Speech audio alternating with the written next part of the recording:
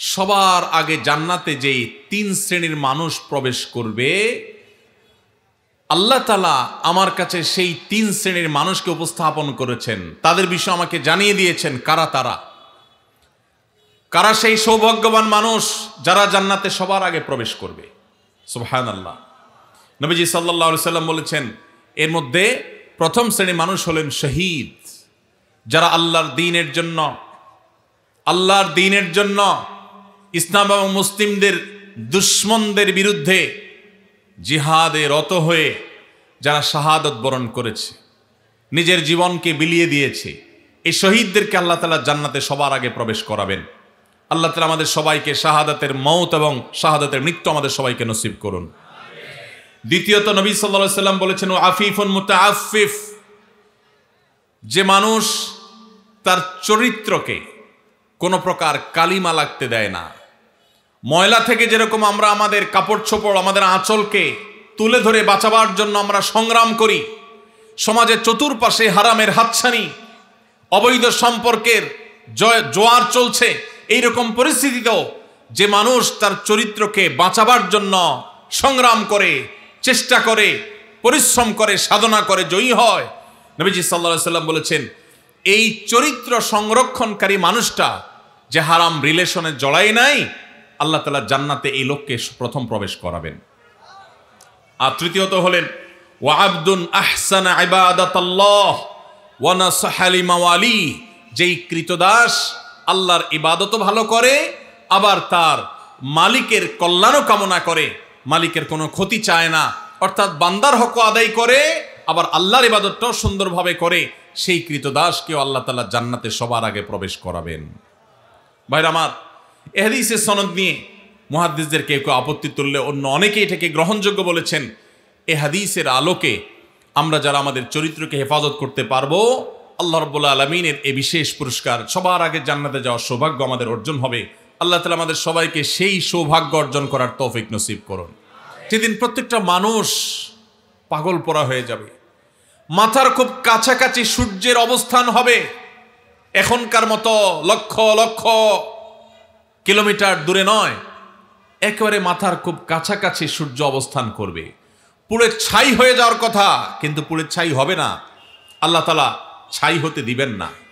মানুষ বেঁচে থেকে ছটপট করে করে আল্লাহর কাছে আর্তনাদ করতে থাকবে যে এই সূর্যের উত্তাপ, এই আগুন, এই কষ্ট, এটা থেকে মুক্তি চাই আল্লাহ, প্রয়োজনে জাহান্নাম দিয়ে দাও, তারপরেও হিসাব ক্লোজ করো, মুক্তি চাই, এই কষ্ট সহ্য হয় না।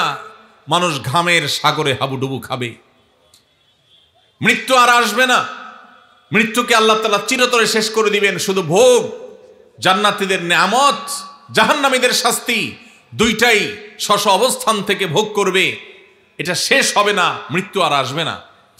কিয়ামতের সেই ভয়াবহতম দিনে আল্লাহ রাব্বুল আলামিন সেই তরুণদের, সেই যুবক ভাইদের, সেই যুবতী বোনদের আল্লাহর আরশের নিচে ভিআইপি প্যান্ডেলে আল্লাহ রাব্বুল আলামিন ছায়া দিবেন, যাদেরকে কিয়ামতের কোনো কষ্ট স্পর্শ করবে না, কিয়ামতের কোনো ভয়াবহতা তাদেরকে পাবে না, কিয়ামতের কোনো ভয়াবহতা, কোনো টেনশন তাদের টাচই করবে না।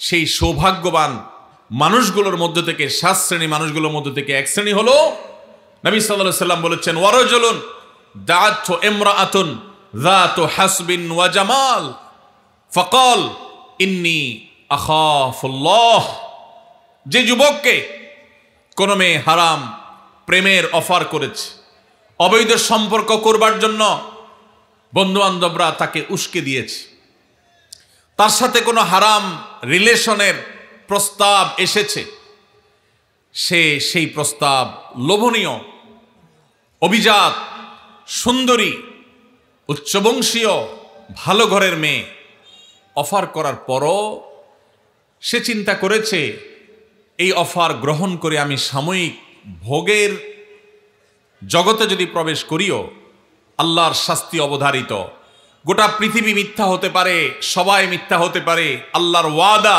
আল্লাহ নবী সাল্লাল্লাহু আলাইহি সাল্লামের ওয়াদা কখনো মিথ্যা হতে, আমার জীবন যে দুনিয়াতেই ধ্বংস হবে, আখিরাত তো বহুত পরে, এই হারামের সাথে যদি সংশ্লেষ হয়, সম্পর্ক হয়, আল্লাহ রাব্বুল আলামিন গোটা জীবনকে জাহান্নামে পরিণত করে দিবেন। হারামের যে আযাব, এই হারামের আযাব শুধু মৃত্যুর পরে নয়, দুনিয়া থেকে শুরু হয়ে যায়। এই কথা চিন্তা করে যদি কোনো যুবক বলে ইন্নী আখাফুল্লাহ, হারাম অফার পাওয়ার যদি বলে আমি আল্লাহকে ভয় করি, আল্লাহর ভয়ে আমি তোমার হারাম এই প্রস্তাবকে, হারাম এই অফারকে আমি গ্রহণ করতে পারলাম না, সে যদি নিজেকে বাঁচিয়ে রাখতে পারে, নবীজি সাল্লাল্লাহু আলাইহি সাল্লাম বলেছেন ওই যে কিয়ামতের ভয়াবহতম দিনে আল্লাহর আরশের নিচে ভিআইপি প্যান্ডেলে যে মানুষগুলো ছায়া পাবে, আশ্রয় পাবে, যাদেরকে কোনো কষ্ট স্পর্শ করবে না, তাদের মধ্য থেকে এই যুবক, যেই যুবক হারাম এবং অবৈধ সম্পর্ক করার সুযোগ পেয়েও সেখান থেকে সে নিজেকে বাঁচিয়ে রেখেছে। আল্লাহ তাআলা আমাদের যুবক ভাইদের চরিত্রগুলোকে হেফাজত রাখার তৌফিক দান করুন।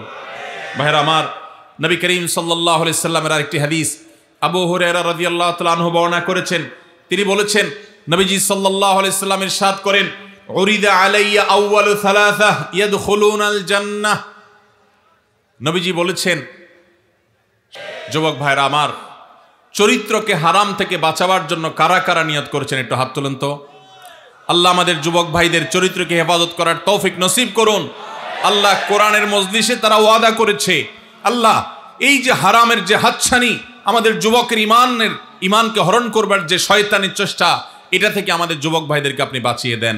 আল্লাহ ইমানি শক্তি দান করেন, আল্লাহ ইমানি জোয়ার দান করেন, ইমানি চেতনা দান করেন, ইমানি তেজ দান করেন। আল্লাহ এই যৌবনকে তোমার দ্বীনের জন্য কোরবান করার তৌফিক দান করেন। আল্লাহ হারাম থেকে বাঁচার মতো শক্তি আমাদেরকে দান করেন। ভাইরা আমার, আমরা যদি আমাদের চরিত্রকে হেফাজত করি, লাভ কি আমাদের না আল্লাহর? আমরা যদি আমাদের চরিত্রকে হেফাজত করি, লাভ কি আমাদের না আল্লাহর? আমাদের। ভাইরা আমার, কি লাভ?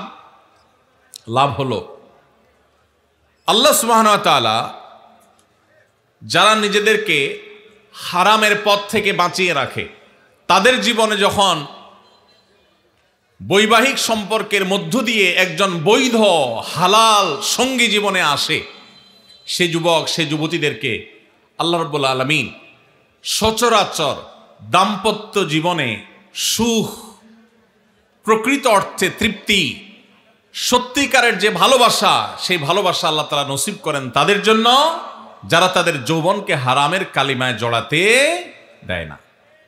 আর যারা হারামের কালিমা দিয়ে নিজের যৌবনকে কালিমা যুক্ত করে ফেলেন, মনে রাখেন এই যুবকদের বেশিরভাগ দেখবেন, এক্সেপশন প্রথমটাতেও আছে, বেশিরভাগ দেখবেন যে তাদের বৈবাহিক জীবন আসলে তাদের সেই জীবনে আর দাম্পত্য সম্পর্কের ভিতরে যেরকম একটা গভীরতা থাকার কথা, ভালোবাসা থাকার কথা, সম্প্রীতি থাকার কথা, তাদের সেই সম্পর্কটা আর থাকে না। কারণ হারাম যদি কেউ একবার বেছে নেয়, আল্লাহ তাআলা বৈবাহিক সম্পর্কের মধ্য দিয়ে হালাল সম্পর্কের প্রকৃত স্বাদ, প্রকৃত তৃপ্তি, প্রকৃত যে অনুভব, এটা থেকে আল্লাহ তাআলা ওই হারাম সম্পর্ককারীদেরকে মাহরুম রাখেন, বঞ্চিত রাখেন।